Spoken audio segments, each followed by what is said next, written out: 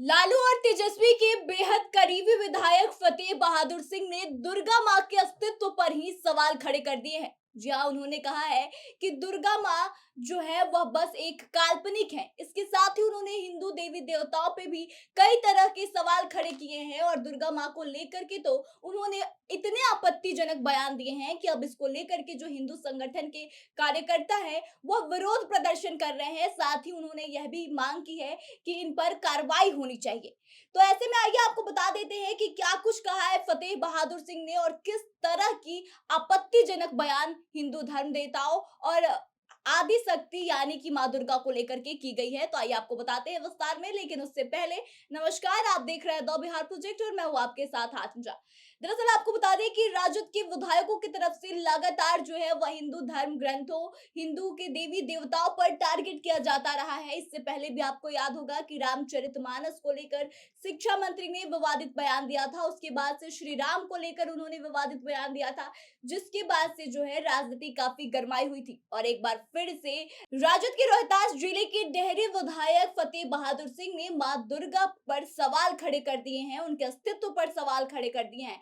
राजद विधायक ने साफ साफ कहा है कि मां दुर्गा जो है वह काल्पनिक है। इसके साथ उन्होंने यह बात का भी जिक्र किया है कि ऐसा माना जाता है कि मां दुर्गा की जो उत्पत्ति हुई है वह शिव जी ने की थी और कई लोग ऐसा भी कहते हैं कि जो माँ दुर्गा है वह शिव जी की पत्नी है। तो हमको एक बात बताइए कि क्या जो शिव जी हैं वह अपनी ही बेटी से शादी कर लिए? तो इस तरह से आपको बता दें कि यह बेहद ही आपत्तिजनक बयान है जो कि किसी भी धर्म को लेकर दिया गया है कि माँ दुर्गा के जो पति हैं यानी कि शिव जी वो अपनी बेटी से ही शादी कर लिए।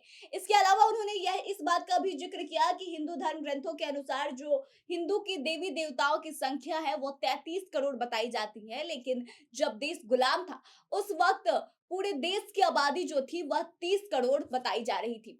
तो क्या हिंदू की देवी देवताओं इतने सक्षम नहीं थे कि अंग्रेजों से लड़कर और अपने देश को आजाद करा पाए? क्या माँ दुर्गा इतनी सक्षम नहीं थी जो कि महिषासुर का वध कर सकती है? तो वो उस वक्त कहाँ थी?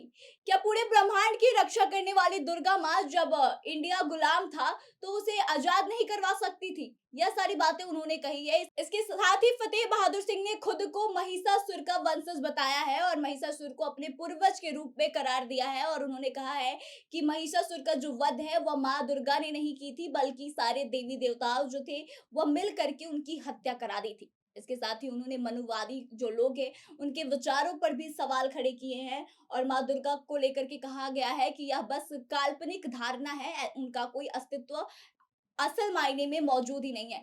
दरअसल आपको बता दें कि जो राजद के विधायक हैं वो दुर्गा पूजा के दौरान ही एक कार्यक्रम में शिरकत करने पहुंचे थे और वहीं पे जब मीडिया कर्मियों ने उनसे यह सवाल पूछा तो उन्होंने यह सारी बातें कह डाली और अब जो उनका वीडियो है वो सोशल मीडिया पर तेजी से वायरल हो रहा है। उनके इस वीडियो के वायरल होने के बाद से अब बीजेपी के जो भी विधायक हैं वो और हिंदू संगठन के जो लोग हैं वह एकजुट हो गए हैं। इसको लेकर महावीर मंदिर के पास पे एक प्रदर्शन भी किया गया है और ऐसी मांगे की जा रही है कि इन पर जल्द से जल्द कार्रवाई हो, नहीं तो यह बहुत बड़ा आंदोलन हिंदू धर्म के लोगों की तरफ से और हिंदू संगठन के जो लोग हैं उनके तरफ से किया जाएगा।